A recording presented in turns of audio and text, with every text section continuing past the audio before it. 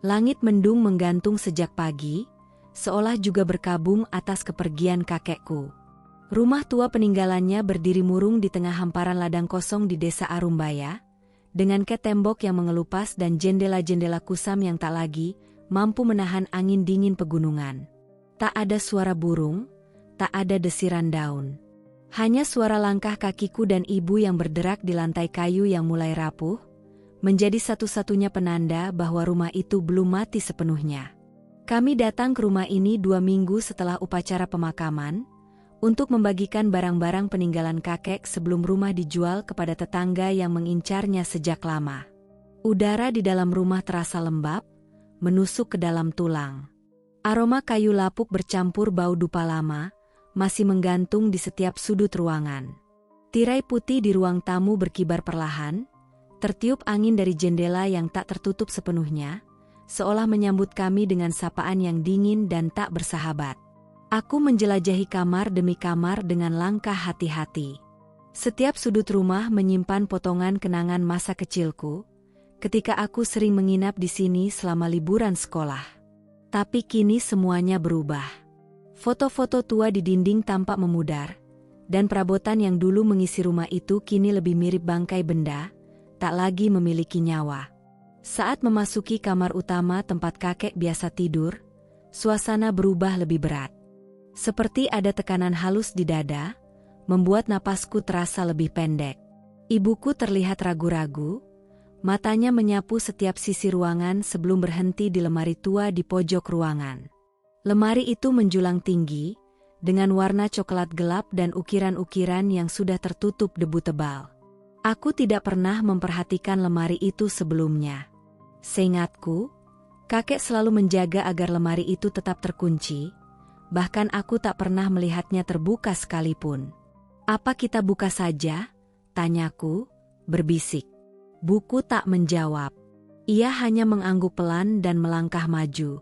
Tangkai lemari itu berkarat, dan saat ku coba tarik, tak bergerak sedikit pun. Kami mencari alat, obeng dan palu dari laci dapur, lalu bersama-sama memaksa pintunya terbuka. Butuh waktu dan tenaga, sampai akhirnya engselnya menyerah dan pintu terbuka perlahan dengan suara memasukkan logam tua yang memekakkan telinga. Di dalam lemari itu, hanya ada satu benda, sebuah peti kayu kecil, kira-kira sebesar laci meja tulis. Permukaannya tertutup debu, tetapi di bagian atasnya terdapat ukiran aneh menyerupai simbol-simbol yang tak kukenal, semacam tulisan kuno atau mungkin lambang mistik. Ada kunci kuningan di bagian depan peti, tapi sudah karatan dan tak bisa diputar. Aku dan ibu saling pandang, sebelum akhirnya aku mengambil obeng dan mencongkel pengaitnya. Ketika peti itu terbuka, hawa dingin seketika keluar dari dalamnya, membungkus ruangan dengan dingin yang tak masuk akal. Aroma besi tua, dupa yang telah lama padam, dan sesuatu yang asing, seperti bau darah kering, menyerap hidung kami. Isi peti itu membuat kami beristirahat. Ada 5 benda di dalamnya, masing-masing dibungkus kain putih kegelapan yang mulai lapuk. Aku membukanya perlahan satu demi satu. Yang pertama, sebuah belati kecil dengan gagang ukiran kepala naga dan pisau perak yang berkilau redup. Lalu sabuk kulit hitam dengan pola tak biasa, tampak seperti huruf tapi tak bisa dibaca. Selain itu, badik kecil bersarung emas tua yang masih mengilap meski tertutup debu. Kujang dengan mata tumpul dan berkarat. Dan terakhir, sebongkah batu akik berwarna merah darah yang tampak berdenyut pelan seolah hidup. "Ini pusaka?" gumam ibuku nyaris tanpa suara. Tak pernah sekalipun kakek bercerita tentang benda-benda seperti ini. Ia selalu diam, lebih suka menyendiri di ruang belakang, menulis hal-hal yang tak pernah kami mengerti di buku catatannya. Sekarang, semuanya terasa masuk akal. Semua malam-malam ketika kami mendengarkan berbicara sendiri, semua dupa yang ia bakar sebelum tidur, semua lukisan-lukisan aneh yang tergantung di ruang tengah.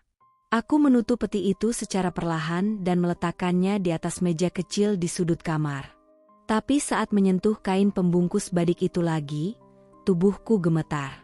Ada sesuatu yang tak bisa dijelaskan, seperti aliran listrik dingin yang mengalir dari jari hingga ke tulang belakangku.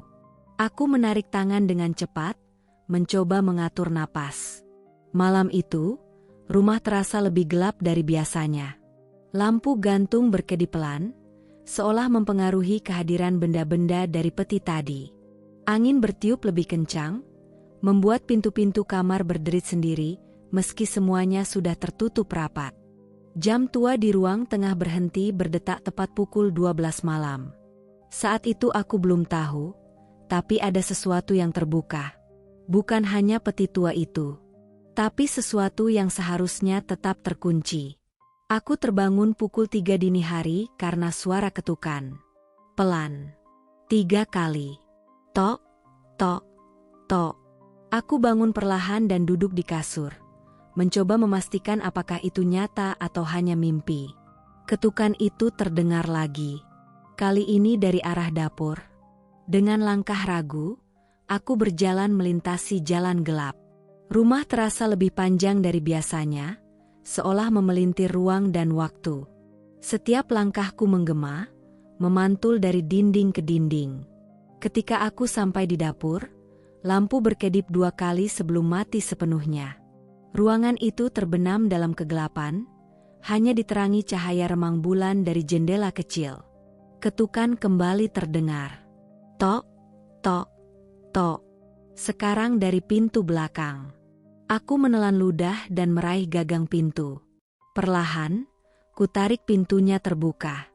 Udara dingin menyergap wajahku.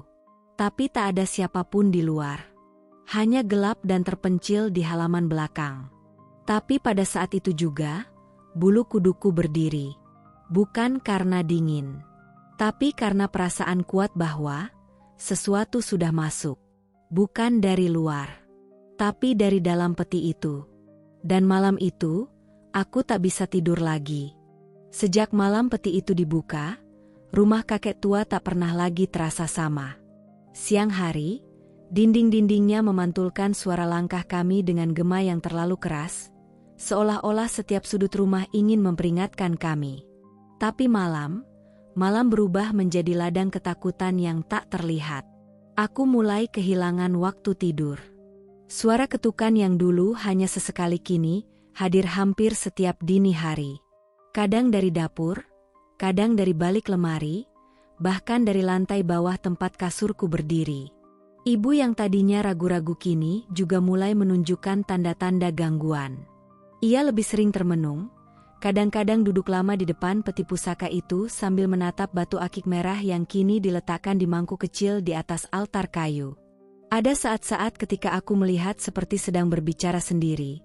Suaranya pelan namun ritmis, seperti sedang membacakan sesuatu. Aku mencoba menyangkal semuanya.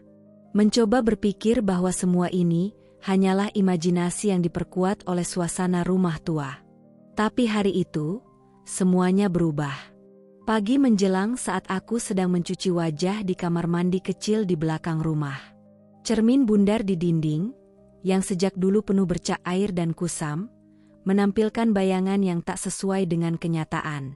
Aku melihat diriku sendiri, berdiri diam, tapi di belakangku, ada sosok tinggi, kurus, berkulit kelam hitam, berdiri membungkuk dengan mata menyala merah. Nafasnya berat, terputus-putus, seolah berasal dari paru-paru yang tak lagi utuh. Aku secepat mungkin. Tapi tak ada siapapun. Ketika kutatap kembali ke cermin, bayangan itu pun menghilang. Aku tersungkur, tubuhku gemetar tak terkendali. Itu bukan halusinasi. Aku tahu, aku tidak salah lihat. Sesuatu sedang mempermainkanku. Sesuatu dari dalam peti itu, kini bebas berkeliaran. Sejak itu, mimpi buruk menghampiriku setiap malam. Dalam mimpiku, aku berada di sebuah hutan gelap yang tidak pernah kulihat sebelumnya. Kabut putih melayang-layang rendah, menutupi tanah dan akar-akar besar yang melintang seperti ular. Di tengah hutan itu, 5 benda pusaka terapung di udara, melingkar seperti sedang melakukan pemanggilan. Aku berdiri di tengah lingkaran itu, tubuhku kaku tak bisa bergerak. Lalu, dari balik kabut, muncul sosok bayangan, Tinggi, kurus, tanpa wajah, hanya dua mata merah yang menyala. Sosok itu mendekat, mengulurkan tangan panjangnya ke arah dadaku. Dan sebelum bisa menyentuhku, aku selalu terbangun, keringat dingin mengucur, detak jantung berdentam seperti genderang perang. Yang lebih menyeramkan, bekas mimpi itu tak hilang sepenuhnya saat aku terjaga. Kadang aku menemukan bekas goresan di lenganku. Kadang-kadang aroma dupa terbakar menggantung di udara padahal tidak ada yang menyalakan apapun. Dan terkadang, aku menemukan salah satu benda pusaka berpindah tempat sendiri, meski tak ada satupun dari kami yang menyentuhnya. Suatu sore, aku mencoba mencari jawaban. Aku mengendarai motor ke desa tetangga, ke rumah seorang tetua adat yang pernah disebut-sebut oleh kakekku selama hidupnya. Namanya Mbah Sardi. Rumahnya terpencil, terletak di tepi hutan bambu. Saat aku mengutarakan maksud kedatanganku dan menunjukkan foto pusaka, khususnya badik bersarung emas, wajahnya berubah pucat. Ia tidak menyentuh ponselku. Ia hanya berjanji di muka dan berkata, "Kau seharusnya tidak membukanya. Itu bukan milikmu. Itu milik leluhur." Dan mereka marah. Aku berusaha memancing lebih jauh. Mbah Sardi akhirnya menjelaskan bahwa benda-benda seperti itu sering menjadi wadah. Bukan hanya tempat menyimpan energi leluhur, tetapi juga bisa menjadi rumah bagi entitas dari alam gaib. Ia menyebut bahwa pusaka tertentu bisa memiliki roh penjaga. Tetapi jika tidak dirawat atau dipindahkan secara sembarangan, roh itu bisa berubah menjadi penjaga sekaligus peneror. "Ada yang mengikutimu," katanya tanpa memandang. "Dia belum tahu, apakah kau layak mewarisinya, atau harus disingkirkan." Aku pulang dengan tubuhku meski luka itu matahari masih bersinar. Kata-kata Mbah Sardi bergema di kepalaku sepanjang perjalanan. Sesampainya di rumah, langit mulai menggelap, dan angin besar menyapu ladang-ladang kosong di sekitar rumah kakek. Suara gemerincing patah dan daun gugur terdengar nyaring. Saat memasuki rumah, aku menemukan ibu duduk di ruang tengah. Ia menatap kosong ke arah batu akik merah di altar. Cahaya dari batu tampak lebih terang, berdenyut seperti nadi. Ibu tak menyadari kehadiranku sampai aku menyentuh bahunya. Saat ia menoleh, wajahnya basah oleh air mata. "Ada yang duduk di kaki kasurku tadi malam," bisiknya lirih. "Aku pikir itu kamu." Tapi, kakinya tidak menyentuh lantai. Tubuhku kembali merinding. Malam itu, aku tidur dengan lampu menyala. Tapi entah kenapa, sekitar pukul 3 dini hari, lampu itu padam. Aku terbangun oleh rasa dingin yang menggigit, jauh lebih dingin dari biasanya. Ketika membuka mata, aku melihatnya. Bayangan tinggi itu berdiri di sudut kamar. Kali ini tak hanya mata merahnya yang terlihat. Di tangannya, ia menggenggam badik pusaka. Tubuhnya membeku, seolah tak mampu menahan amarah atau rasa lapar yang terlalu lama ditekan. Aku ingin berteriak, tapi suaraku terkunci. Tubuhku kaku.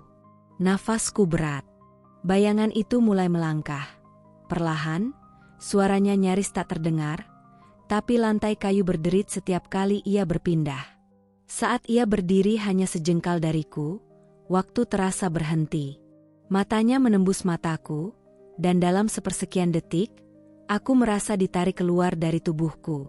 Aku melihat rumah ini dari atas, gelap, terkurung kabut, dan di tengahnya ada aku, terbaring tak berdaya. Lalu, semuanya gelap. Ketika aku bangun, pagi telah datang. Tapi cahaya matahari tidak membawa kehangatan. Hanya perasaan getir bahwa waktu kami di rumah ini tak lama lagi. Sesuatu yang dulunya dijaga oleh kakek, kini telah bangun. Dan kami telah membangunnya dengan membuka pintu yang seharusnya tidak dibuka. Hari-hari setelah malam itu menjadi kabur dalam ingatanku, seolah waktu berubah menjadi poros tak berputar. Aku tak yakin berapa lama aku terbaring tanpa suara, tanpa mimpi, hanya bayang-bayang hitam yang menari di balik kelopak mata setiap kali aku mencoba tidur. Ibu menjadi sosok yang berbeda. Ia lebih diam dari biasanya, langkah-langkahnya di rumah semakin pelan, seolah takut membangunkan sesuatu yang belum sepenuhnya tertidur. Setiap sudut rumah kini seperti kehidupan. Kursi tua di ruang tamu berderit sendiri meski tak diduduki. Tirai bergerak perlahan, meski jendela tertutup rapat. Bahkan jam dinding yang pernah berhenti mendadak kini kembali berdetak. Tapi jarumnya bergerak mundur, perlahan dan pasti. Waktu, seolah-olah tak lagi berjalan sebagaimana mestinya. Kami tahu, kami harus menyerahkan benda-benda itu. Tapi kepada siapa? Bagaimana? Kemana? Aku kembali mengingat Mbah Sardi. Ia mungkin satu-satunya yang bisa membantu kami menyelesaikan ini sebelum semuanya terlambat. Maka pada suatu pagi yang serupa, aku dan ibu membungkus peti itu dengan kain kafan putih. Entah mengapa terasa seperti mengusung jenazah, bukan sekadar benda mati. Di dalam mobil, peti itu terletak di bangku belakang, dan sepanjang perjalanan, kaca spion selalu menampilkan sesuatu yang tak seharusnya ada. Bayangan samar, duduk diam, kadang bergerak, kadang mengangguk perlahan. Kami tiba di rumah Mbah Sardi tepat ketika hujan turun tipis, menciptakan penyok halus di atas atap rumbia. Ia sudah menunggu di beranda, dengan membawa kosong yang mengarah ke peti di pelukanku. Tanpa kata, ia mempersilakan kami masuk, dan memandu kami menuju ruangan belakang yang lebih mirip ruang pemujaan daripada ruang tamu. Di tengah ruangan itu, terdapat lingkaran garam yang digambar di lantai tanah, dengan 5 lilin menyala di setiap sudutnya. Mbah Sardi meminta kami meletakkan peti di tengah lingkaran. Lalu ia menaburkan bunga 7 rupa di sekeliling sambil melafalkan mantra yang tak ku mengerti. Bahasanya asing, tua, dan membuat kulitku merinding setiap suku kata diucapkan. Lilin-lilin itu berkedip pelan. Udara di ruangan menjadi lebih berat. Nafasku terasa seperti dihirup dari bawah air, padat dan menghambat. Tiba-tiba, api lilin satu persatu padam tanpa sebab. Ruangan menjadi gelap. Dan di dalam kegelapan itu, suara-suara muncul. Rintihan, tangisan, bisikan. Semuanya datang dari dalam peti. Buku menutup mulutnya, menahan isak. Aku hanya bisa menggenggam tangan, mencoba kuat, meski dinyanyikan sendiri basah oleh keringat dingin. Tiba-tiba, peti itu bergetar. Bukan hanya gemetar, tapi benar-benar bergerak seperti ada sesuatu di dalamnya yang ingin keluar. Kayu tua itu berderak, hampir patah karena tekanan dari dalam. Tapi Mbah Sardi terus membacakan mantranya. Semakin keras, semakin cepat, hingga suaranya menjadi gema yang mengacaukan seluruh ruangan. Dari sudut mataku, aku melihatnya. Bayangan tinggi itu berdiri di belakang Mbah Sardi. Wajahnya samar, seperti terbentuk dari asap dan arang. Tapi matanya masih merah membara. Kali ini ia tak diam. Ia melangkah cepat ke depan, menembus lingkaran garam, dan ketika mencapai peti, semuanya berhenti. Suara, getaran, bahkan hujan di luar. Sunyi total. Kemudian, peti itu terbuka sendiri. 5 benda pusaka melayang keluar, mengitari ruangan seperti ditiup angin gaib. Belati, sabuk, badik, kujang, dan batu akik berputar mengelilingi tubuh bayangan itu, seolah membentuk penjara atau mahkota. Ia mengaum, bukan suara manusia, tapi suara dunia lain yang menusuk telinga dan menggetarkan jiwa. Raungan itu menggema ke seluruh tubuhku, membuat lututku lemas. Namun, dalam raungan itu, Mbah Sardi berteriak, "Kalian terlalu lama. Energinya sudah tumbuh. Kalian membangunkan lebih dari satu." Seketika itu juga, bayangan itu pecah. Tidak menghilang. Pecah menjadi 5. 5 sosok lebih kecil, masing-masing berwujud berbeda. Satu seperti prajurit bertopeng, satu menyerupai wanita tua berambut api, satu anak kecil bermata 1000, satu lelaki tanpa kepala, dan satu hanya bola mata besar yang melayang. Mereka menyebar ke segala arah, menembus tembok, keluar dari rumah, menghilang dalam kegelapan. Lilin menyala kembali. Hujan turun deras. Tapi semuanya terlambat. Mbah Sardi terduduk lemas. Napasnya ngos-ngosan. Matanya memerah. Ia melihat dengan wajah putus asa. Mereka sudah bebas. Kita hanya bisa menyegel petinya. Tapi mereka akan mencari wadah baru. Saya ingin bertanya. Tapi lidahku keluh. Malam itu, kami pulang dengan peti kosong. Semua benda pusaka hilang. Entah, hanya peti kayu tua itu yang tersisa, kini retak dan hangus sebagian. Rumah kakek terasa lebih ringan. Tak ada lagi ketukan malam, tak ada lagi bayangan di cermin. Tapi tak ada rasa lega. Hanya kekosongan. Kami memutuskan untuk membakar rumah tua itu. Membiarkannya menjadi abu bersama kenangan, harapan, dan kutukan yang pernah bersemayam di dalamnya. Saat api menerangi atap dan tembok, aku berdiri di seberang ladang, mengamati semuanya habis. Ibu mengirimkannya, tapi tak mengucapkan kata-kata pun. Namun saat api menyentuh kamar utama, aku melihatnya lagi. Bayangan kecil, berdiri di balik jendela. Menatapku. Diam. Tak bergerak. Hanya menatap, seolah menunggu. Dan saat bara api melumat jendela, sosok itu hilang. Sejak malam itu, aku tak pernah kembali ke desa Arumbaya. Peti itu kini kusimpan di rumahku, terkunci di lemari besi, dikurung dalam kotak kaca, dikelilingi garam dan bunga melati kering. Kadang-kadang, masih terdengar ketukan pelan saat malam. Tapi kini aku tahu, mereka tidak pergi. Mereka baru saja pindah. Warisan ini belum selesai.